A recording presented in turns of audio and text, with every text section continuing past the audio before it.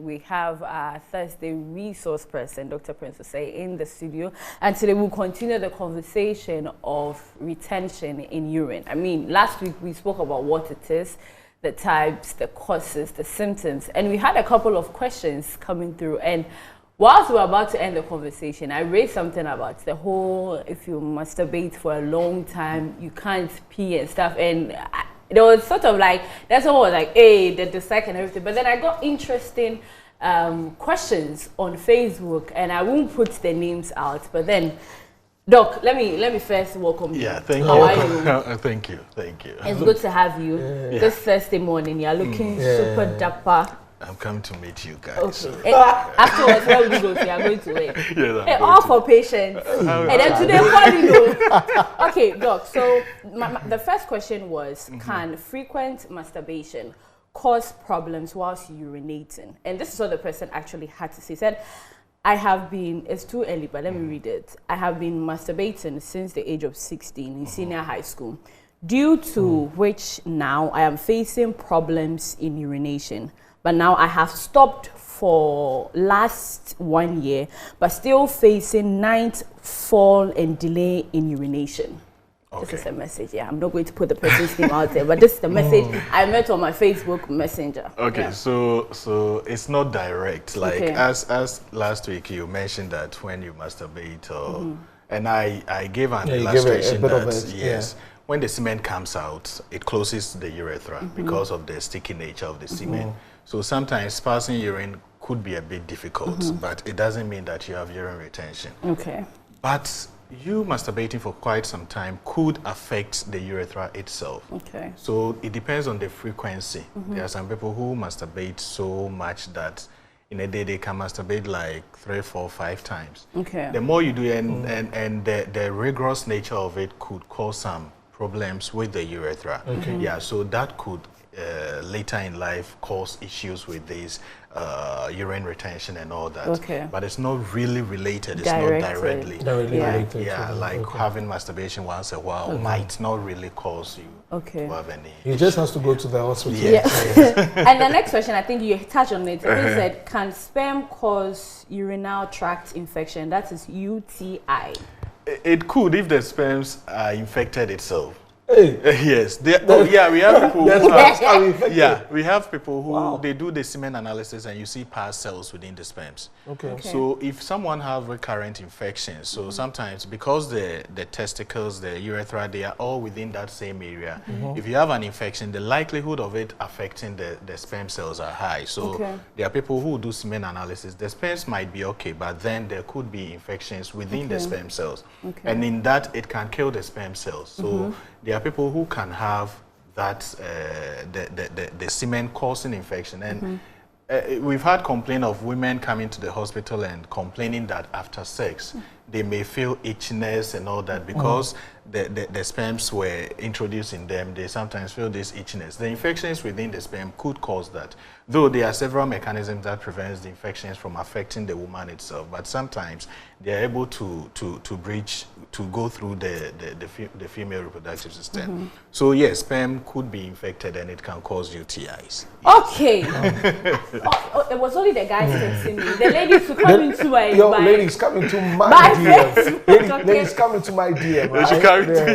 Right? And also, someone said, I've been taking certain drugs and it affects my urine. What can drugs, the question is, it seems like he doesn't know whether drugs causes urinary retention. So he's asking, can drugs cause? Yes, last week I don't know if I mentioned, but it's part of the causes. Okay. Especially antihistamines. If I say antihistamines, it's drugs that prevent allergy. Okay. So there are some people who have chronic itching. There are some people who have these allergic reactions and they've been put on some antihistamines. What it does is sometimes when you take it for a very long time, it can distract the communication between the brain and the urethra, the bladder. Okay. So it will, and last week I mentioned that we have something that we call neurogenic bladder. That means that you feel the sensation to urinate, but your brain wouldn't be able to open up. It cannot send signal to the bladder to open up for the urine to come. So that could cause urine retention. So yes, there are so many drugs that could cause urine retention. That's why when you're having any issue, we advise that you visit the hospital. And you can come to Medmosis and we'll sort you out with that. Yeah. This is my final social media question. How does BPH cause urine retention? So I think we've spoken about yes, BPH is prostate enlargement. Yeah. So once it's enlarged, because the urethra wraps, the urethra is within the prostate. So the prostate is like this. The urethra passes through it in this way. So when the prostate enlarges, it presses on the urethra. Yeah. So once it completely presses it, it means that the urine wouldn't be able to come. So it's one of the major causes of urine retention in men. So BPH is one of the major causes. That's why mostly urine retention is assumed to be an issue of men. But as we learned last week, women can also have it. It's because of the prostate enlargement. Most people, when they are aging, the prostate becomes enlarged and they start having this retention of urine. That's how come when we talk about catheter insertion and all that, we think of mostly men. But there are women too who can have these enlarged prostate. And with that, last week, as we mentioned the causes, prostate is one of them, kidney stones, bladder stone is one of them. With the women, we have something that we call cystocele. When you frequent childbirth, sometimes when you deliver too much, it can cause the uterus to sag. And it can rest on the bladder. Yes, grandmothers. Yeah. So, but it's not always the case, but it can cause. So, and we have something that we call rectocele. That one is the opposite of the cystocele. That is your rectum resting on the bladder.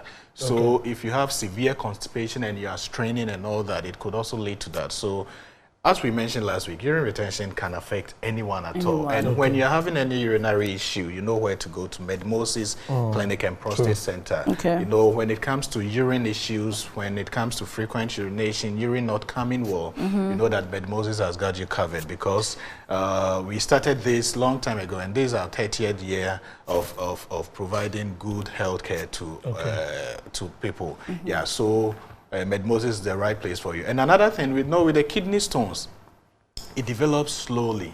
So it doesn't just come like that. It develops like one stone at a time. And it will get to a point that it can become big enough to prevent the urine from flowing. That is where Medmosis Diagnostic Center is the right place for you. Because we have 4D ultrasound machine. And what that 4D ultrasound machine does is, when the kidney stone is that minute, when it's now developing, it's able to pick it up. So when it picks it up, we have medication that is able to break it down. You know these advanced salts, the sea salt that we know, it comes in crystal forms. And mostly when you put it in water, it takes a long time to dissolve. But these, the ones that they've grounded, like the powdered one, is easily dissolves. So when the kidney stones are big, it finds it difficult coming out. But when you get medications that's able to break it down, it means that it can easily come out and it will prevent this retention and all that. Yeah. So if you are having any issues, if your urine is not flowing well, if you're feeling pains on urination, because the kidney stones that I mentioned sometimes can cause sores within the urethra, within the bladder and all that. So it makes some of the people complain of painful urination, burning sensation in particular, because when it causes these sores and you are urinating through the urethra will, you feel that burning sensation. It's like cooking in the kitchen and you're having a cut on your hand. When it touches the salt, or you feel that burning sensation there. Yeah, so that's the same thing that happens within your system. If the kidney stones become so big, it cuts the urethra, and whilst you're urinating, you feel this burning sensation. And sometimes the color of your urine might change. So the color might be a bit reddish, pinkish, and all that. And also, it comes out with a pungent smell, because for the retention, when the urine keeps on you for a long time, it means that the urine will be concentrated, and when you are passing out the urine, it comes out with this pungent smell. So it's some of the things that we have to look out for.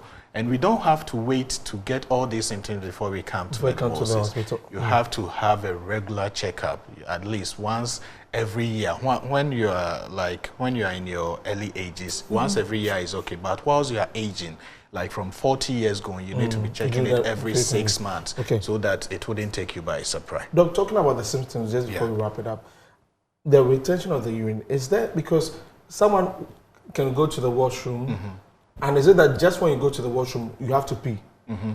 Or after 30 seconds, 1 minute, if it's not coming, then there's a problem. Okay. I just want to know the duration that we can see that if it happens continuously, that you get into the washroom, 30 seconds, just say yes. Or you open the tap for the water.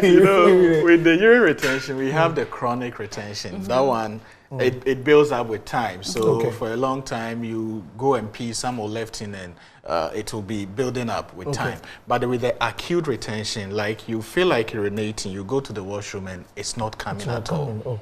So it's like being in a car. You know, if you've traveled to, let's say, Kumasi and other places, the car has a rest point. So sometimes you feel very pressed, you go to the rest point, then the car stops for you to urinate. But this is a situation, you are feeling pressed, but you go to the restroom, it wouldn't come unless we intervene, unless there is a medical intervention. So with the acute retention, that one is a medical emergency. You can't do anything about it. You have to rush to the hospital. And when you come, the immediate intervention is the insertion of the catheter. But with what you said, if you start experiencing that the urine is not flowing as it should, it could be an indication that something is going wrong. So, you know, when you feel like urinating and you get to the point that you want to urinate, it should open up for it to come. There shouldn't be any delay. But when you start experiencing that there is delay in the urination, then it means that there is something wrong with it and you need to get it checked. All right, so you need to get it checked and you need to go to MEDI and let's just go through the branches. Of course, the numbers are on your screen. You could call them for some more information. But of course, head office, Adenta, Barrier, you know where it is actually, just obviously the police station. And then to Ashaiman, obviously the school for the deaf, right? You need to go there. And then you go to Accra, another Accra Central, ASL building, you find them there. Kumasi, Ahinama Kokobeng, you find them there also. And so do well to visit their branches. I've done the job for you. You have to be an ambassador. For many voices. So, Doc, thank you for coming in today. And before Doc goes, Doc has been nominated for Best Herbal Doctor for the Ghana Health and Honoring Awards. So make sure that he wins Best Herbal Doctor, male category. You hear that? Dr. President said, that's nice. Congratulations. Thank you. Fantastic Thank you, my brother.